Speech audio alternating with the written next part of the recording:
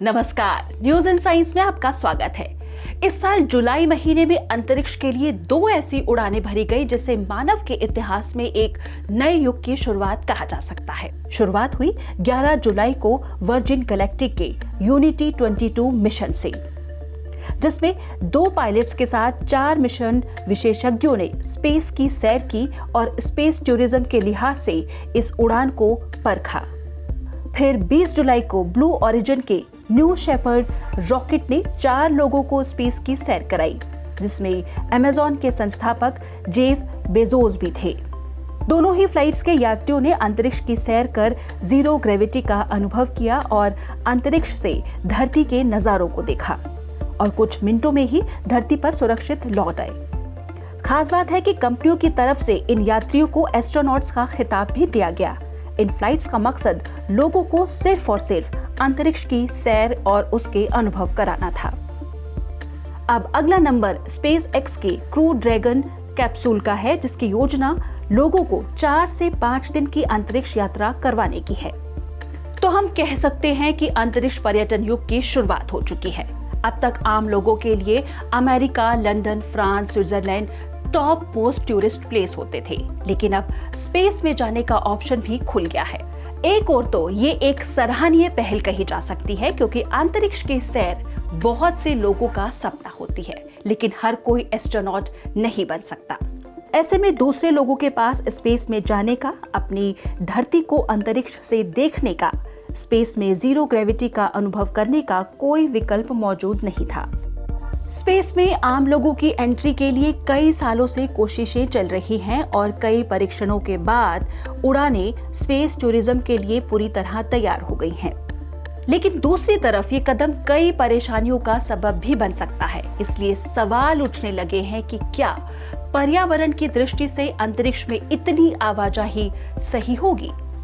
क्योंकि जब से मानव का अंतरिक्ष में दखल हुआ है, उसने वहां भी कचरे का अंबार लगा दिया है। जानकारों के मुताबिक कई टन कचरा अंतरिक्ष में घूम रहा है, क्योंकि अक्सर सैटेलाइट या रॉकेटों के टूटे या बचे खुचे हिस्से ही अंतरिक्ष का कचरा बनते हैं।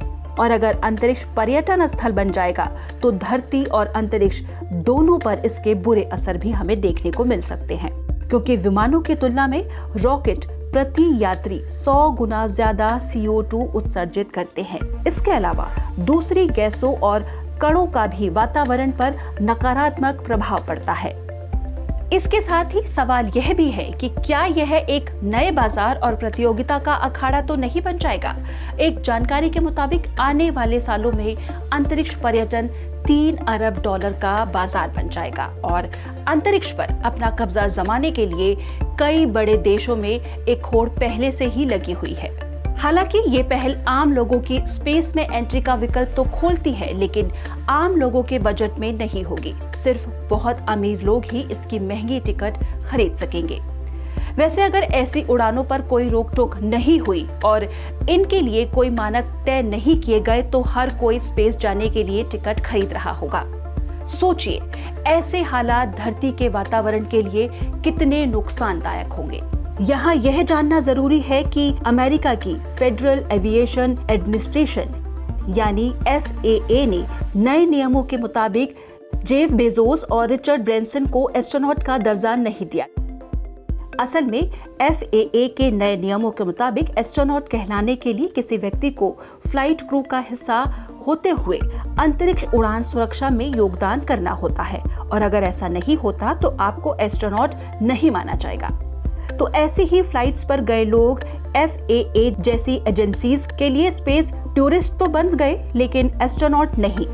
वैसे यहाँ आपको ये बता दें कि अमेरिकी बिजनेसमैन डेनिस टिटो रूसी सोयूज रॉकेट से इंटरनेशनल स्पेस स्टेशन पर पहुंचकर दुनिया के पहले अंतरिक्ष पर्यटक बने थे।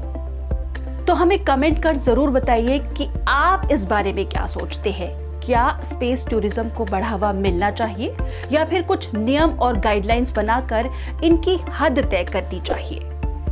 ऐसी ही जानकारियों के लिए न्यूज एंड साइंस को सब्सक्राइब करें और लाइक एंड शेयर भी जरूर करें। धन्यवाद।